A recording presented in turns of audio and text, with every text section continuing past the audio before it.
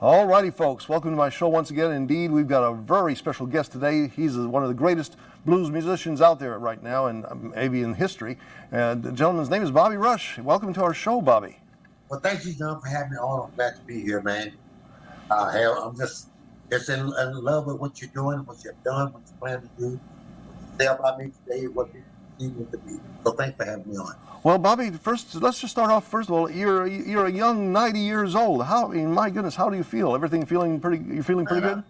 I feel good, man. I feel good. You know, I maybe walk as fast as I used to, but I'm walking. I can't kick as high, but I'm still kicking. Oh, there you go. But I really feel. Any jogging? You say you're walking? Hey, yeah, I'm done with walking and playing and jumping and dancing. Oh yeah, You're having fun, man. And at my age, I'm still enthused. I'm still learning. I'm still motivated by what I'm doing, and I'm glad to do what I'm doing. And finally, making a couple of nickels for doing what I'm doing. And well, tell us how you got into the business. I mean, I know you're. Man, I was born in a little place called Homer, Louisiana. But then I left in 1947. I went to Arkansas with my father, who was a preacher and a pastor for churches. I then migrated from there to Chicago for about 8 years, and from there back into my home, we call it home, in Jackson, Mississippi, man. My grandparents was from Jackson, Mississippi area, I'm overall a Mississippi boy born in Louisiana, but my people from Jackson, Mississippi, around the Jackson, Mississippi area. Mm-hmm. So here I am, doing what I'm doing. And right now, I guess I'm the oldest blues singer in this category around the country. There you go. I guess myself and Buddy Guy, the next guy would be in my category would be country western, Willie Nelson, Mm-hmm. And we all would. The three of the oldest guys left, And now, and you're a Grammy winner too. How was that to get a Grammy? Oh God, made me feel good because I was 83 years old when I first Grammy. I've been up for a Grammy. Been for Grammys. I was nominated 7 times. I won 3. I've been up for a Blues Award 41 times. I won 19 of those. So I'm here in the Hall of Famer, and been inducted to the Hall of Fame of Blues. Named the street after me in Arkansas, Pembroke, Arkansas, Jackson, Mississippi. Also have a street in Homer, Louisiana, where I'm from. Mm-hmm. And I've had the key to the cities for 37 cities in the United States. 37, my goodness. 37 keys to the city. So I'm at a pretty good average. A lot of things have changed, but so many things remain the same. But I'm so blessed to be around this long, doing what I'm doing, still loving what I'm doing. Well, your influences, and when you were growing up, who were some of your music influences that got you into this business?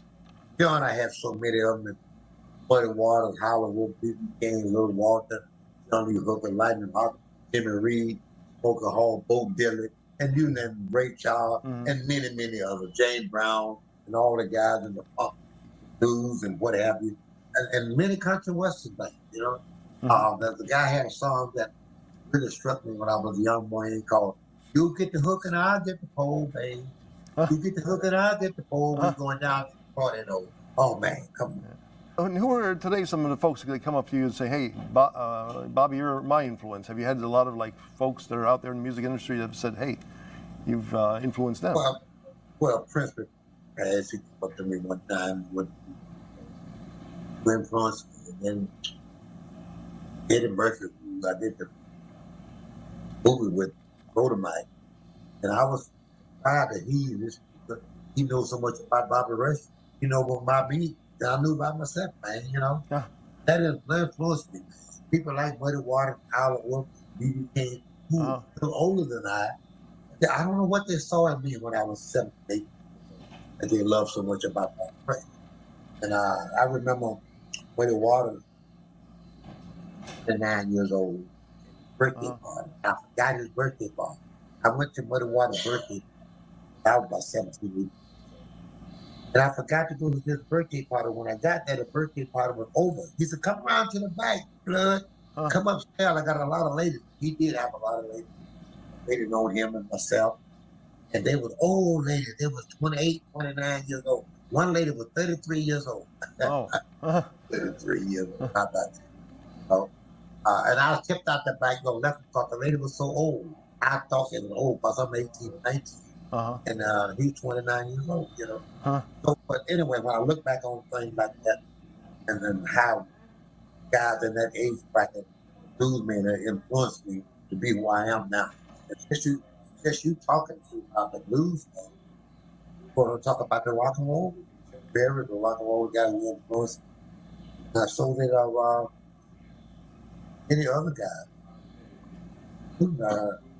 Everybody from Mississippi, we talk about rock and roll, blues, anything, every person. I don't consider him as a blues player, lover, who loves the blues. Well, I was going to ask you, at one time, I believe, 1972, you had more record sales than James Brown or the Beatles, I guess, or at least rivaled them, right? Yeah, I had the number one record that time. I don't know how many records at the time, but James Brown had the number two. I had the number one record. Bill Withers had the number three record, I think. Colonel Preston had number one in that category. So to beat them guys out at that time was something to beat out because these guys had it going on, man. To beat James Brown out, are you kidding me? Huh. Man, you know, that's something else. I mean, and then, you know, I guess you crossed paths with Elvis, right? Oh yeah, I got the first time I really got into Elvis. I was working in Jackson, Missouri. Mm-hmm. That was a college that we were working in with the headliner, quite naturally. And nobody didn't know that much about me, just getting to know a lot about every person. That hard to number one name in the business. So, and this show we had, the stage, we had a circle drawn on the stage, me to stand in, and I couldn't move out of this circle. They had a haywire ceiling down to the floor, and had a string tied on the top of it. If my hip touched the string and shake the string, my money would be cut off, which was $7.50 a night. But every person told me, listen, I can't shake my butt on the stage. Bobby can too. I can do it. He can do it. I can't. I won't. Whatever feels good for me, Bobby will. He took up for me. For I always, at that time, I take my hat off. Took up for me. Give me the same privilege that he had. Not money wise, just my appearance. He looked out for me. He never. I don't know what he told the people in the back room about me. Apparently, he told them up at straight down, and I went and did my show, and I went doing what I do best, hopping and jumping, shading, pissing, doing the same thing. So thank God for everyone. And I guess, you know, and you also crossed paths with, I guess, from another Mississippi native. Well, you're a Louisiana native, but you lived here in Mississippi a long time. But I guess you crossed paths with Ike Turner. And he started First time I met Ike Turner, he was in Mark, Mississippi, which at Clarksdale. And that's where he was from. And I met him there the same weekend when I met Howlin' Wolf. Okay. Howlin' Wolf. And we both, Ike and I have the same roots. Howlin' Wolf was living, he was living right out of Clarksdale. And that same year after that, I met Little Wall. Howlin' Wolf, they had that movie. Then I went to Chicago, then Bo Dylan was there, Chuck Berry was there, living in St. Louis, Albert King, B.B. King, and all the guys going to Chicago, chest record. Man, come on. You know, from Little Walters and all that. Come on. If you went to Chicago, that was a blues town, and the label with chest record, man. If you went to chess, you was top of the line, you know. Cool. And I guess not everybody gets an opportunity to perform for president of the United States. I guess I hear you had a chance to perform for Bill Clinton. Yeah, twice. I went to the White House. Twice? Let me take the story like this. Okay. First time I went, James Brown, went when I had a suit, chicken head, big record. After that, I put a record out called Suit. I was real popular, it was number one record. So I went for my second time to the White House, do it at the White House. So I was gonna go at 8 o'clock. James Brown coming at 9 o'clock, because he was the headliner.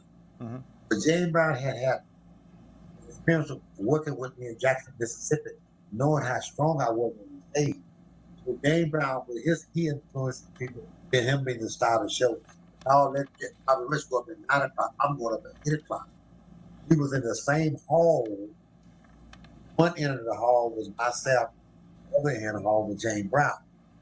But if I went up at 8 o'clock, that means that all the people are going to be looking at me when James Brown comes at 9. It wouldn't turn to him. So James Brown, being the biggest artist and was a little slicker than I was, he went and told the people who was in charge that he wanted to come up first. James Brown coming on first, and I'm closing. And I thought that was great because I was closing, but I didn't know that was a disadvantage to me because James Brown was up first. Then quite nice that people wouldn't turn to see me. So I got real sick with James Brown. James Brown went up on 8 o'clock. I went up at 9, but I came out with no shirt on in the White House. And the people thought I was coming on naked. They say, it's a naked man coming on the show. Everybody turned to the naked man. And I got the crowd to look at me. And I put my coat back on. And I had the crowd. So I out-slicked James Brown. That's not fair, but I did that. I did. Anyway, I want the people to look at me. James Brown was a popular man around, and he was someone everyone knew. They didn't know about Bobby Rush. But if I came on with no coat on, like I was going to get naked, right now, everybody want to see that. In the White House, too. In the White House. But I didn't do that. I had no plan to do it. It's just a matter of drawing attention to the people for the moment. Well, and also you're one of the first, if not the only, or of recent time, or whenever you've performed in China, I guess they say was the first time they had seen of a blues musician live in China? I was the first blues man went to China. I'm thinking that's what they told me. I hadn't saw anybody, not even a Muddy Water Hollywood or B.B. King in China. I was the first one went there. So that it was great for me going there. I got this job because I was taking me there. We want somebody from each country representing the country. So we choose Bobby Rush to represent the United States, the blues from the U.S. So when they choose me to go there, it wasn't more money involved. They said, well, what did it take to get you there? I said, well, I'll tell you what, since you don't have any money, what you do, I'll do it free. Give me all the footage of it and let it belong to me. They agreed to do that because I was an unpopular guy. But when I went there to do that, I own the footage that I did in China. So now I own the footage who worth more the money they're going to pay me to do the show. So here I am. So now I'm the first man went there to do it, and they taken a bow to me when I got there. When I left, they embraced me. That's not a Chinese salute. Most of the time, they take a bow to you. But me, they're taking me as one of them and embraced me, which I thought it was one of the greatest things that ever happened to me in my life. And I got over it. Love what I did, love what I was doing, love what I stood for, and me as a black man singing the blues. There you go, in China, my goodness. And other countries, what are some of the countries that stand out in your mind? Well, I've been to about 20 other different countries. I went to Holland the first time I went to Holland. They booed me. Thought they because I was dressed real fancy. They were looking for a blues man from the U.S. dressed like white socks on and white shoes and run down kind of a pants. Well, I came dressed like a little Rossi kind of a thing. They were used to that, and they kind of booed me. Now I'm the best thing ever happened to. Like I'm a piece of bubble gum now. But that's the way I grew on people. Now I can't do no wrong in most of the country, and I'm getting bigger and bigger as the years went by. Through the years, they know more about me than I know about myself. I'm proud of that. Okay, so you were born Emmett Ellis Jr. How did you come up Emmett with Ellis Jr. Yeah. So named how did after you end my up with father. how did you end up with Bobby Rush? Is that Because someone gave you that name or? no, Bobby Rush was a name that I searched for several names, looking for a name that's be suitable for what I wanted.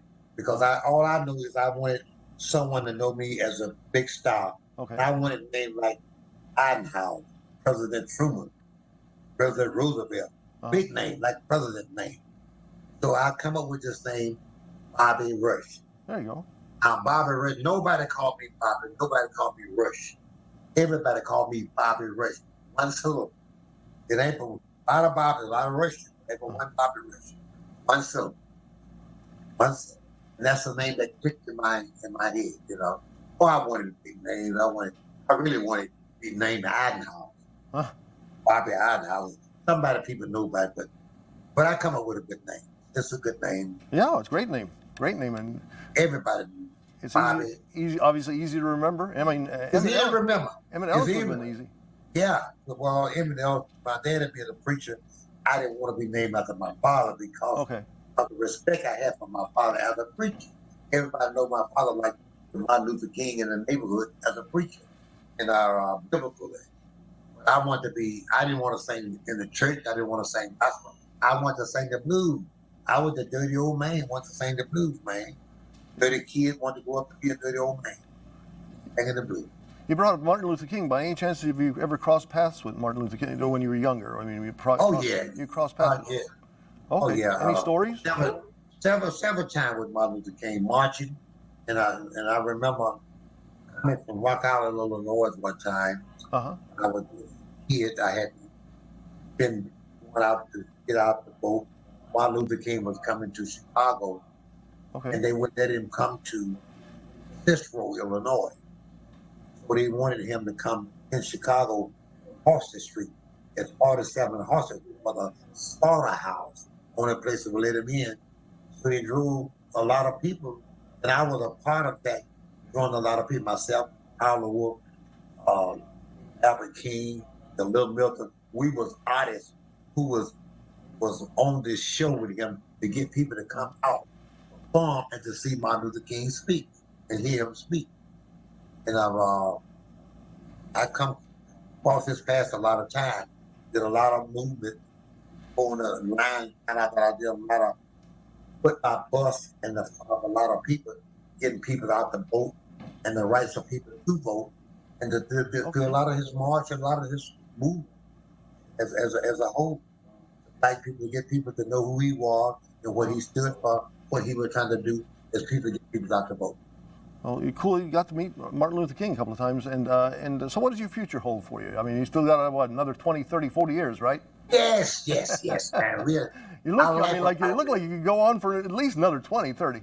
Well, I'm glad. I'm still learning. I'm still learning what I do, and I'm still full of hope.